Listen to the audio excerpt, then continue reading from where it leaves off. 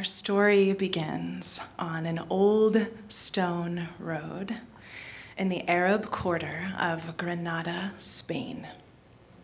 I'm walking through the old Spanish streets and I'm looking for the sign on a building that reads House of Language. When I find it, I go through the pounded metal door and up the marbled staircase to meet my Arabic teacher, Hind. Hind is about my age, and she speaks as little English as I speak Arabic. So we communicate in broken Spanish, relying heavily on Google Translate and all of the patience that she has earned as a teacher of foreign language. And at the end of that very first lesson, Hind looked at me and said that this language could come quickly for me because it's my father's first language, even though I have absolutely no experience. At the end of that day, I go down the staircase and through the pounded metal door, and I wander back through the Spanish streets until I find my apartment, and exhausted, I go upstairs, and I get in bed, and I fall asleep, and I have a dream. And in this dream, the whole atmosphere is maroon.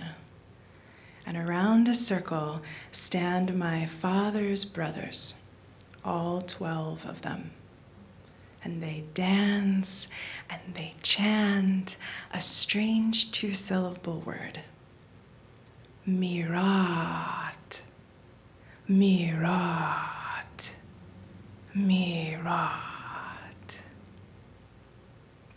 The next day, I find my way back to Hind and we begin to work through the alphabet. She shows me how to hold the lips and tongue in these awkward positions I'm not used to making, and we practice the curl of the letters on the page. And at the end of that first lesson, I ask Hind if she knows this word from my dream. Amira, she offers. This means princess. I shake my head, and weeks go by, and every day I go through the pounded metal door and I get lost in the maze of old Spanish streets, and I listen for the sounds in the shopkeeper's speech.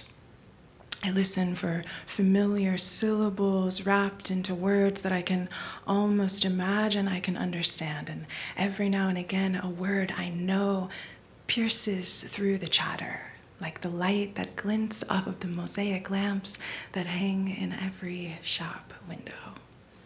By now, I know that there are whispered and voiced vowels. I know that every letter changes the way its neighbor letter is written. And by now, I know the difference between the two T sounds. The T that we are familiar with, and the T that is placed on the horizon of the mouth. And so I inquire again, this time asking Hind if she knows this word.